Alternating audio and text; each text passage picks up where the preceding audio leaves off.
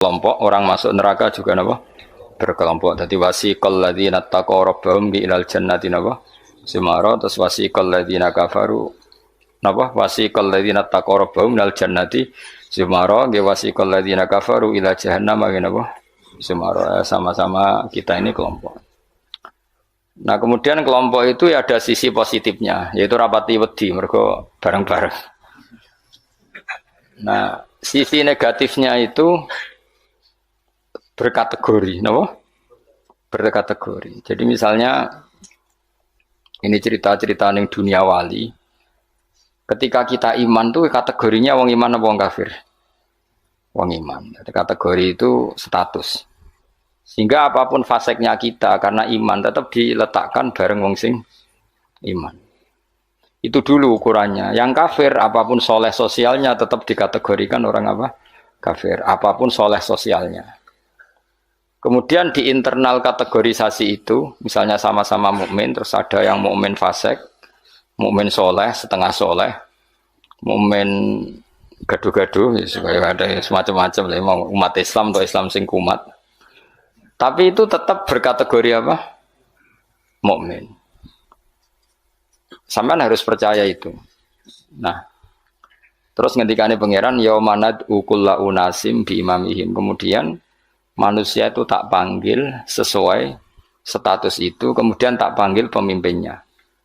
Nah, di sini ulama ahli sunnah berpendapat, makanya orang itu harus punya imamul madhab, imam dia yang diikuti dalam apa? Bermadhab. Karena nanti yang bertanggung jawab itu imamnya. Jadi kemana masyhur guru yang nane Ki Bisri, Abe Mbah Mus. Enak ditakoki pangeran rombongan. Takoki ketuane, napa? Ketuane. Itu sebetulnya bukan guyonannya Ki Bisri, itu guyonan dari Syekhona Khalil. Masyhur itu dulu Syekhona Khalil Bangkalan itu gurunya Mbah Hasyim Asy'ari itu. Itu kalau nalkin mayit sing wis matek ning kuburan itu. Ya ji aku sibuk ape mulang, soalnya nak ditakoki mending ngenteni aku. Jadi nak ditakoki pangeran. Itu kayaknya bisa ditiru itu talqin apa? Jadi misalnya kowe kan nak mati tapi aja mati sik kan ora. Yo teng kreting nak ditakoki mending ngenteni Gus Ba ketuane. Dan dengan aku mati takoki pangeran yang mending ngenteni ketuaku. Misalnya Mbah Mun ngenteni ketuane sampai tok Kanjeng Nabi. Pas tok Kanjeng Nabi mungkar nakir serawani. Jadi itu tak warai ya. Jadi, nah. Tapi nak kue rabakat keramat, mending ngono dijiotosi. Mereka dijiotosi karena dianggap itu. Nah, kula pun punya sekian cara untuk mengalahkan malaikat itu. Jadi sampean bisa neriru ijazah saya. Tapi itu syaratnya ngalim, agak berat. Itu ada kiai ditanya, "Marabbuka?" Itu jawabnya lucu. Sing mulang tauhid ning donya iku aku. Kowe ora tau mulang malah takok. Maksudnya saya ini guru tauhid apa? Nah, aku itu semucal lagi Datul Awam. Sok poso ini saya nanti baca Jawharatul Tauhid. Karangannya Ibrahim Al-Laqani yang nyarai Mbah Mun. Jadi nanti puasa nanti saya. Karena untuk tadi untuk jawab malaikat. Guru tauhid ditakoki marabbuka supaya punya peradaban. Malaikat itu punya peradaban. Masuk guru tauhid ditakoki apa? Marabbuka. Itu sudah saya niatkan itu. Sudah itu. Kamu nggak boleh mengingkari keramatnya para wali karena setelah mukjizat itu adanya keramat kayak Sayyidah Maryam. Makanya menurut mazhab ahli sunnah kita harus diantara yang harus kamu imani adalah adanya keramat. Keramat itu di bawah mukjizat. Kalau mukjizat milik Nabi, kalau keramat milik para wali.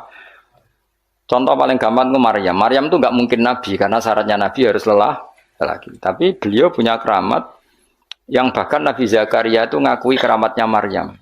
Anna lagi hada qalat huwa min indillah. Karena Maryam itu selalu dapat makanan yang tidak wajar.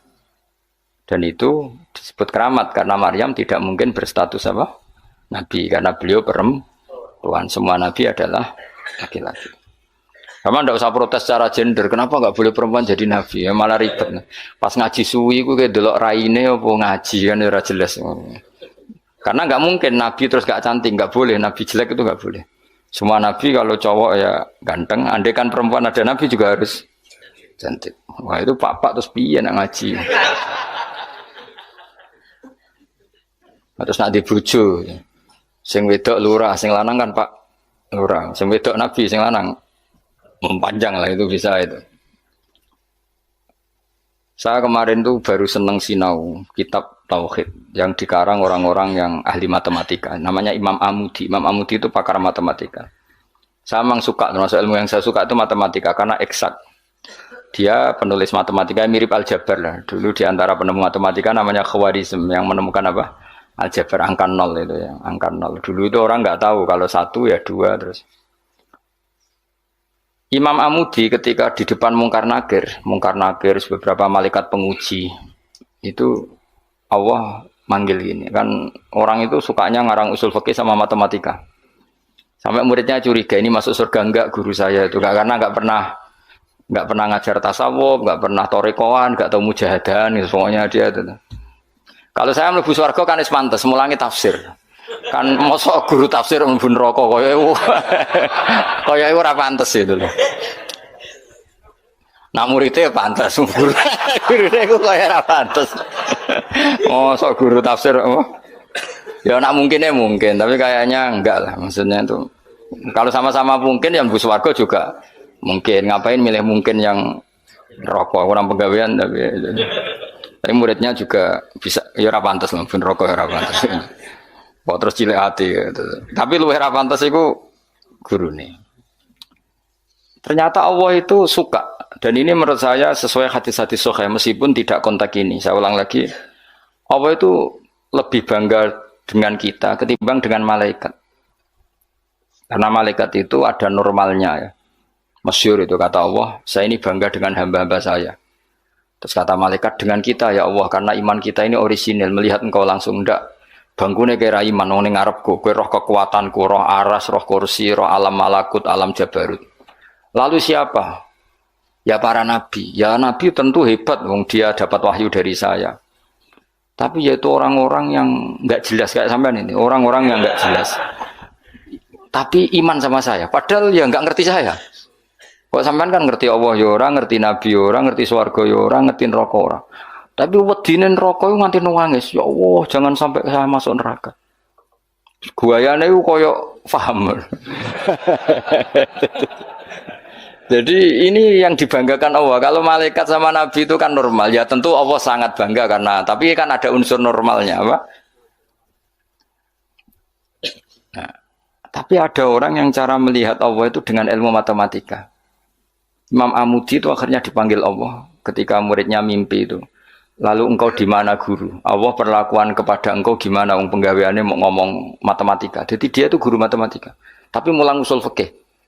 Tapi dulu guru itu enggak digaji, terus enggak PNS, enggak ya guru-guru saja. Ikhlas. Karena enggak ingin umatnya Nabi bodoh. Nah, gue kan enggak ingin kamu miskin terus mulang karena jadi itu beda sekali. Jadi dulu itu di mana-mana dulu guru ora rido nak umat Kanjeng Nabi bodoh. Kayak kula niki guru tenan, ora rido nak umat Nabi bodoh. Nak kowe kan gak mulang mergo ora rido nak kowe miskin. Akhirnya golek sing gaji, nak gajine kurang ya pindah. Soale iku ora guru iku. Iku pekerja napa? Tapi ya apik lah timbang nyolong.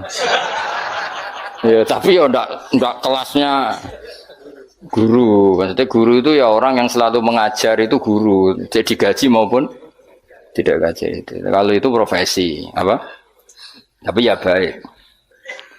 Imam Amudi itu ngipi muridnya tuh ngipi itu malaikat dikumpulkan sama Allah.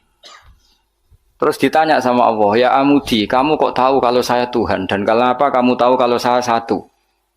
Wahid itu satu. Kan tadi Allah mengingatkan saya ini Al-Wahidul Qahar, zat satu. Dari Imam Amudi, ya malaikat Allah, hei para malaikat, kamu harus belajar matematika. Malaikat diam semua, karena asing kan. Matematika itu asing. Ini betul, ini kisah wali. Sampean kan gak wali, jadi rara ceritanya. Ini ada di kitab-kitab dan semua wali pasti tahu cerita itu. Kalau ndak ya ndak wali atau wali amatir baru latihan. Ya malaikat Allah, para malaikat. Nisbatus naini ilal wahid wasalis warrobe iku kanis batisna ini ilal wahid.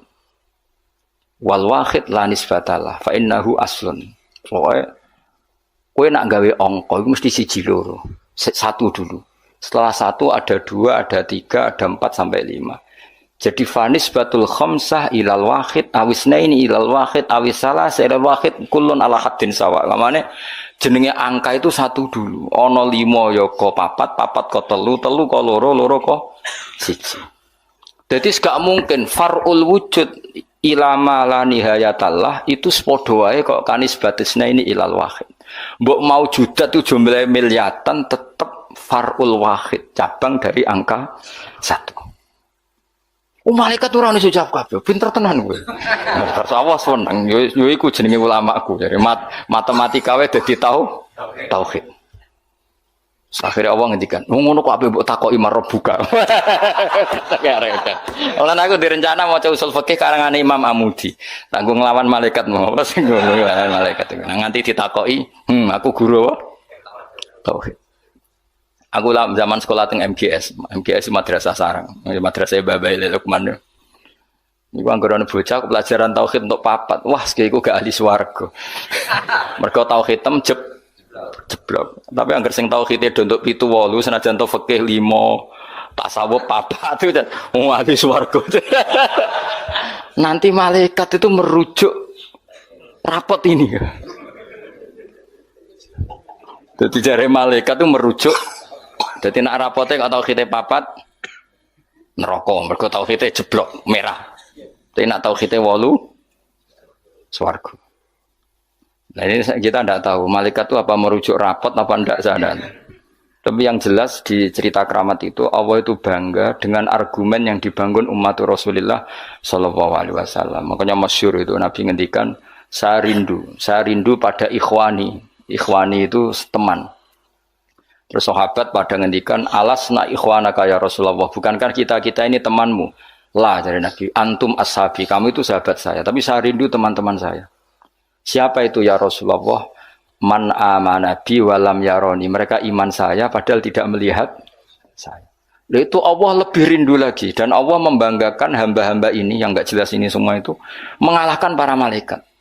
Tentu dalam konteks itu karena malaikat ketika iman kowe wajar iman, memang kamu tahu saya.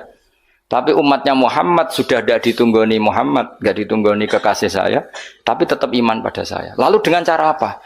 Dengan cara akalnya masing, termasuk yang ahli matematika. Nisbatus naini ilal wahid wassalasa wal khamsa, semuanya sama, far'ul wahid. Fal wahid wal aslu wa ghairul wahid far'ul asli. Fal kullu minal wahid. Malaikat harus merungokno iki, Bos. Karena semua angka mesti dimulai dari 1. Ya wis. Akhirnya malaikat ya angka cek miliatan wis makhluk cek jumlahe miliatan ratusan miliar gak ono ngaruhe tetep itu kabeh far'ul wahid dimulai dari al-wahid. Karena dia ahli matematika, dia berargumentasi tadi nisbatul isnen sampai salasah kabeh iku ning nisbate ning siji iku cabange. Maksudnya iku asal usule tetep siji. Mulane banyak ulama anak gawe mbah guyonan mbok tenan tapi ya rodok tenan tapi rodok tenan artine ya coba imani tapi kudu mbok imani. Iku nak darani Quran dikumpulno ning Fatihah, Fatihah dikumpulno apa? Ning bismillah, bismillah dikumpulno ning ba.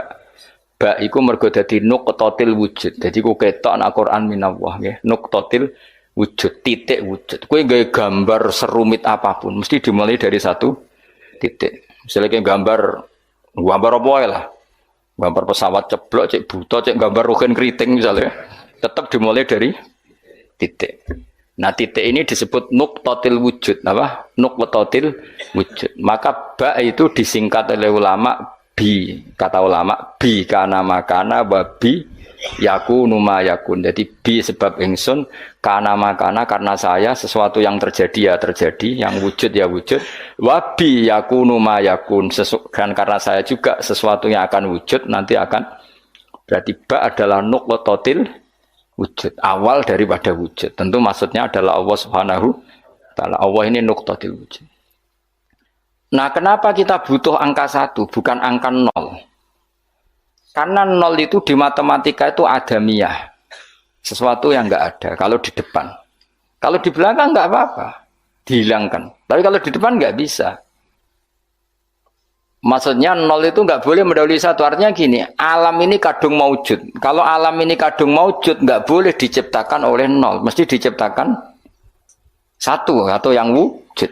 Karena enggak mungkin sesuatu yang tidak wujud menciptakan yang wujud.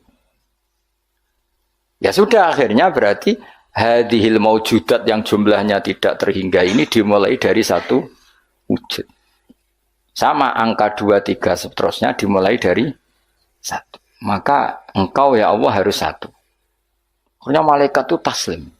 Sekamane itu Allah ngendikan, wong ini kok mbok takoki marbuka. Malah kayak diterangno malah pusing gara-gara kan gitu.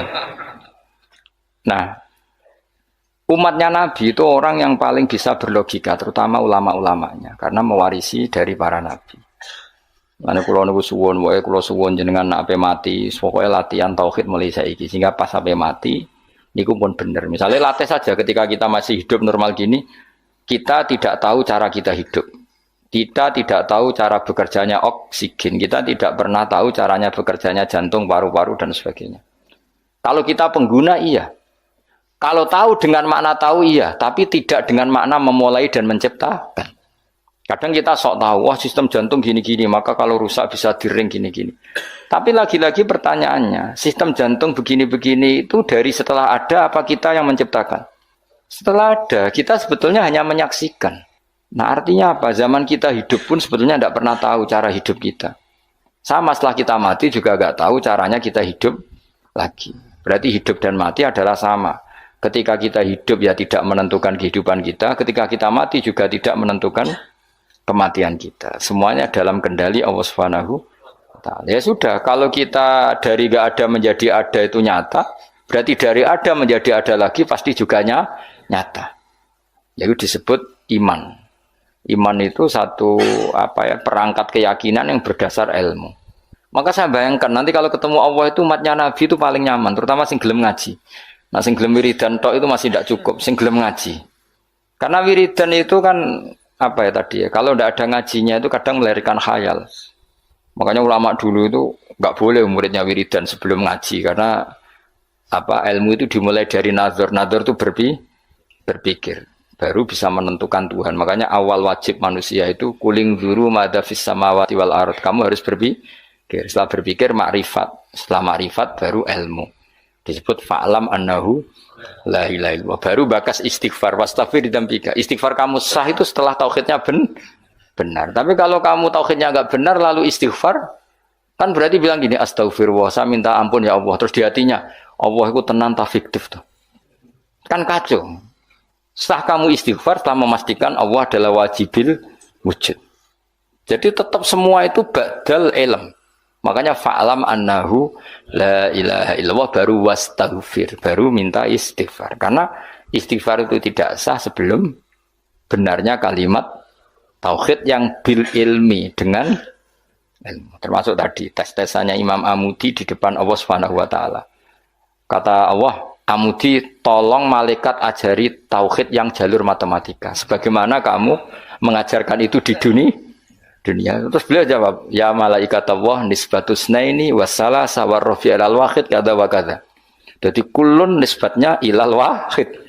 Bu angka banyak kayak apa nisbatnya pasti ilal wahid. Fal wahid wal aslu. Yang pokok adalah satu. Yang lainnya itu akhirnya malaikat yo sungguh yo mantuk-mantuk daripada kon belajar meneh sadok. Sadok swarga ribet ya. Aku lan termasuk ulama sing bejo. Kulo nu seneng matematika. Dan matematika Arab itu menurut saya lebih praktis daripada matematika sing para gabet. Kulo nu ora seneng. Tapi saya betul loh, saya ini mboten sowan nate lomba mbek umat ahli matematika. Niku menang kula. Mergo pancen matematika Arab luwih gampang. Anak kula nu sekolahnya sering juara matematika. Mergi nganggo matematika kelas mbek matematika kula. Luwih praktis. Karena tadi kalau dalam bahasa Arab nak darani 2,5 itu rubul usur ya ngapa? Rubul usur. Karena orang Arab itu ummi itu lugu. Jadi dibikin tahapan. Caranya piye? Rubul usur 1/4 dari 1/10. 10. Jadi misalnya 1 juta diusurkan dulu berarti 100.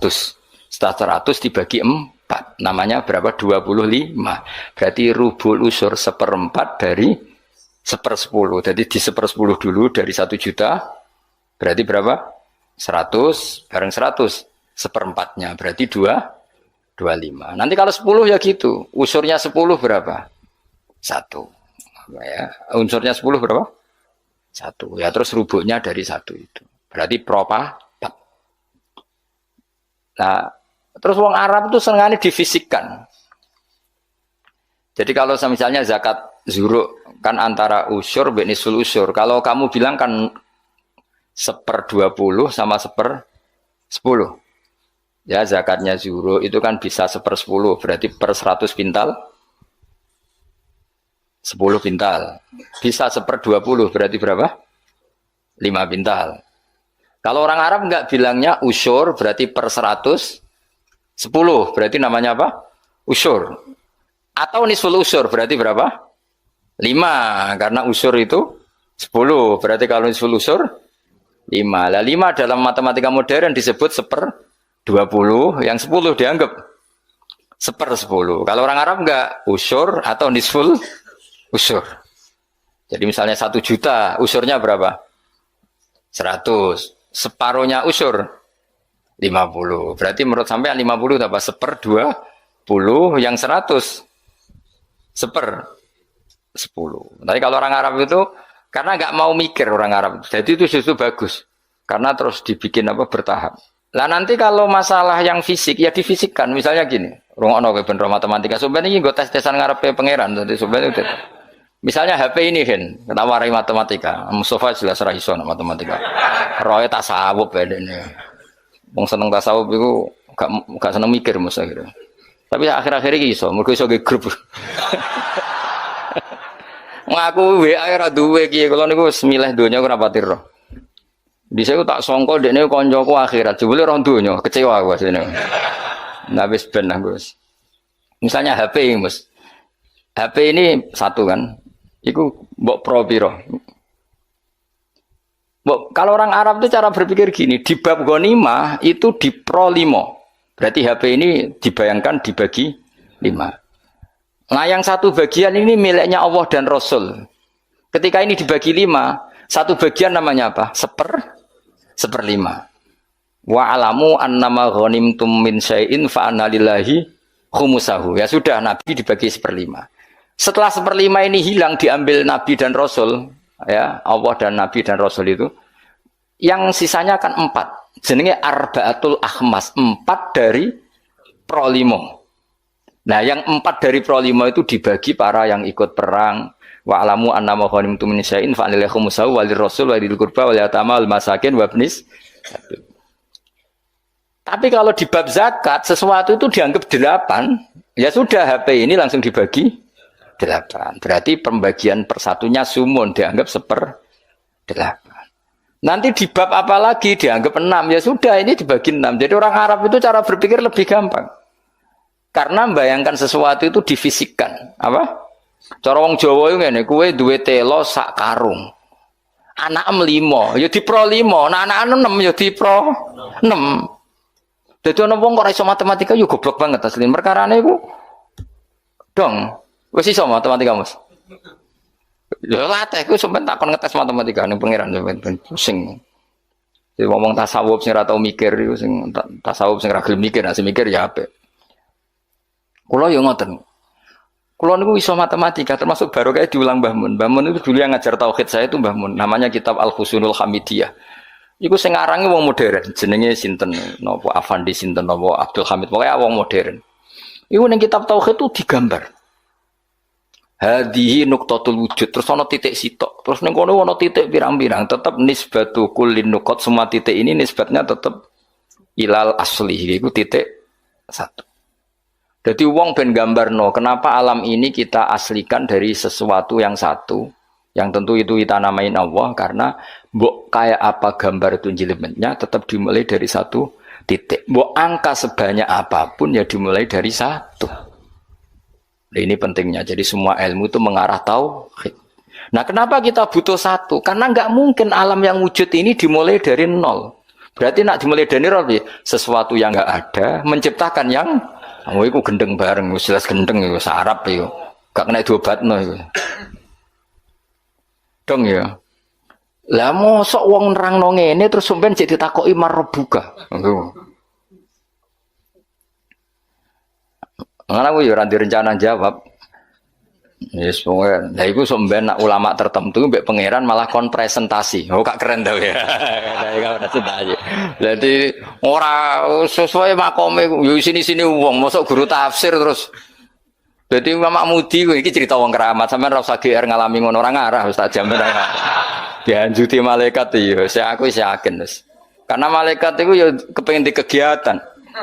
Kan mungkar nakir terus kadung nyekel godam, mosok nganggur kan. Dene ya ora trimo, maksudnya iku hobi, nutuk itu hobi. Tapi nanti nak Allah itu mencintai ulama dan pasti mencintai ulama dan itu pasti wali ala inna auliya Allahi la khaufun alaihim walahum. Para wali itu pasti tidak ada ketakutan. Kalau dia mungkar nangkir seperti itu berarti ada rasa takut. Padahal wali dijamin tidak takut.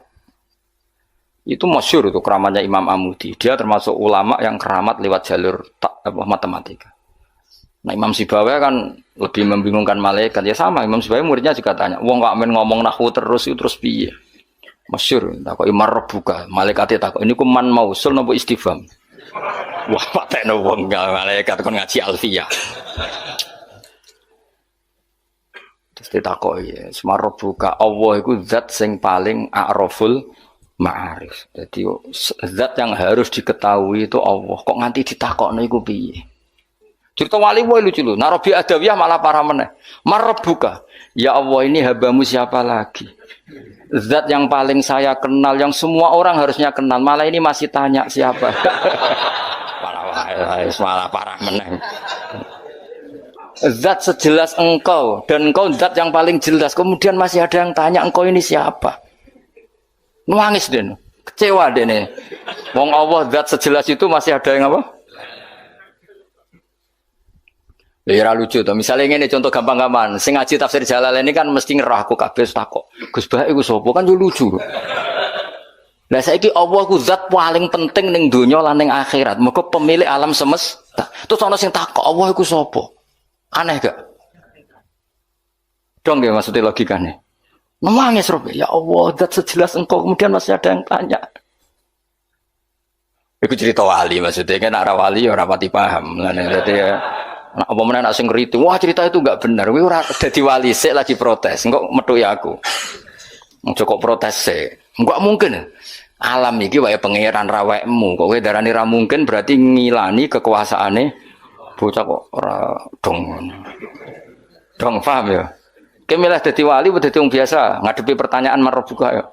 Apa milih latihan wae mau 5 wae. Marbuka Allah maman nabiyuka Hamad. Terus pertanyaan ketiga apa? Apa maksudnya ini pinter ya Bang Piro? Dene mudin ya. Pertanyaan ketiga apa? Marabuka mana biuka? Imam kasih apa kiblat kasih? Mus. Apa wala-wale oleh ning pertanyaan itu? Apa kan sing ngomongin kene?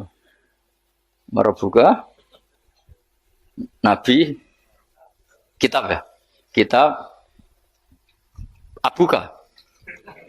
Lho iya bapak penting. Cuma untungnya ra kanggo bapakmu ya. Kan kon jawab Nabi Ibrahim. Niku keren. Mulane kena ragus ning donya sampeyan ning mungkar nangkir wis aman. Mosok ndure Gus. Aman Abuka Ibrahim. Terus apa nih, Mas? Kiblat ya. Bocah kok durhafal wah, bahaya ya. Dilanjuti lah gawe malaikat sampeyan. Apa? Nomor berapa? Masa ono dinwe? Oh, no. Urutannya marbuka. Sudah meyakinkan. Kalau ini buatan guyon, jadi kalau niati guys. Memang pertanyaan malaikat itu wajib terjadi, tapi tetap Wae kowe kudu yakin bahwa wali-wali itu diperlakukan khusus karena Allah ngendikan ala inna auliya Allahi la khaufun alaihim wa lahum yahzanun lahumul busyra alladzina amanu wa kanu yattaqun lahumul busyra fil hayatid dunya fil akhirah. Sehingga wali itu tidak punya ketakutan baik di dunia maupun di akhirat. Kalau gambaran mungkar nakir seperti itu berarti wali itu punya ketakutan. Maka cerita mungkar nakir seperti itu menghadapi yang umumnya orang mukmin. Ya kan ora kebayang, mosok Kanjeng Nabi takoki waman nabiuka.